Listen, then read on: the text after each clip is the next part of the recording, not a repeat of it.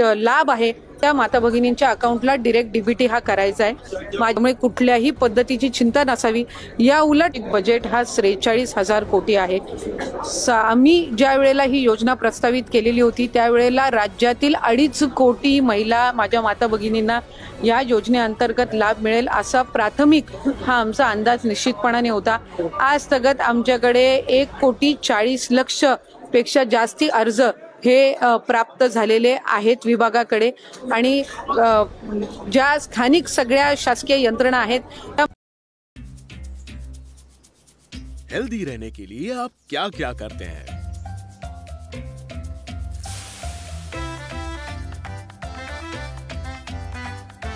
कभी आप दिल की नहीं सुनते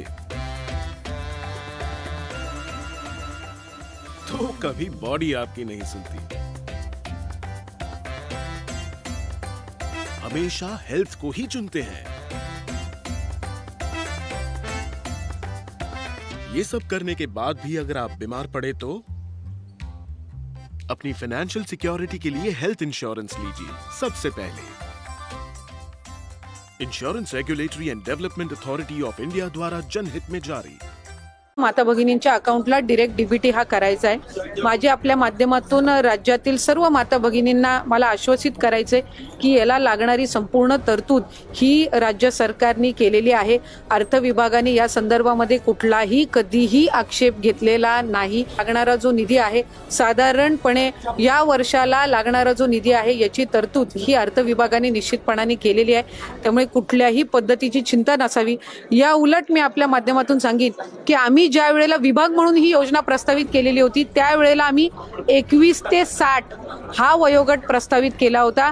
त्याच्यावर ज्या वेळेला अर्थ व नियोजन मंत्री अजितदादांकडे बैठक झाली त्यावेळेला त्यांनी हा 60 वरून 65 करावा अशा सूचना या त्यांनी दिल्या आणि 60 आणि 65 या वयोगटातील जर लाभार्थ्यांची आम्ही संख्या काढली तर ती साधारणपणे 14.5 लाख होते। त्याच्यामुळे उलट त्यांच्या सूचनेनुसार 14.5 लाख लाभार्थ्यांची संख्या वाढली, ती कमी झालेली नाही आणि कुठलाही आक्षेप कधी घेतला गेलेला नाही। जी तरतूद केली जावी ती निश्चितपणाने केली गेलेली आहे। आरोप करतायत की या योजनेमुळे इतर सगळ्या योजना बंद पडतील, शेतकऱ्यांना कर्जमाफी द्यायची ती पण केवळ या योजनेच्या प्रसिद्धीमुळे किंवा या योजनेसाठी म्हणून सरकार इतर योजनांकडे डोळे झाकते। जर खऱ्या अर्थानं विरोधकांना शेतकऱ्यांना कर्जमाफी द्यायची इच्छा असती तर ती त्यांनी त्यांच्या पदाच्या कार्यकाळामध्ये पण दिली असती। आज मुख्यमंत्री माझी लाडकी बहीण योजना असेल, आज मुख्यमंत्री अन्नपूर्णा योजना असेल, युवा प्रशिक्षण योजना असेल किंवा आज शेतकऱ्यांना जी वीज सवलत मिळणार आहे किंवा त्यांना ज्या इतर पीक विमा योजना आहे 1 रुपयामध्ये पीक विमा याला सुद्धा उदंड असा प्रतिसाद मिळत आहे। त्याच्यामुळे आतापर्यंत कुणीही आपण सांगावं की या योजनेमुळे आधीच्या कुठल्या योजना बंद करण्यात आलेल्या आहे असं एकही उदाहरण विरोधकांना देता येणार नाही। संजय गांधी निराधार योजना असेल, तुमची वयोश्री योजना असेल, ह्या सगळ्या आधीसारख्या कार्यरत आहेत। त्याच्यामुळे कुठलीही प्रचलित योजना किंवा चालू असणारी योजना बंद करून ही योजना राबवण्यात आलेली नाहीये। उलट ज्या दिवसापासून ही योजना घोषित करण्यात आली तेव्हापासून याच्यावर विरोधकांनी जास्तीत जास्त आक्रमण केले, पण सर्वात जास्ती नोंदणी करायला सुद्धा त्यांचेच मतदारसंघ पुढे येत आहेत। तेच आमदार त्या ठिकाणी सर्वात जास्त नोंदणी करतायत। त्यामुळे एका बाजूला तुम्ही या योजनेवर टीका करता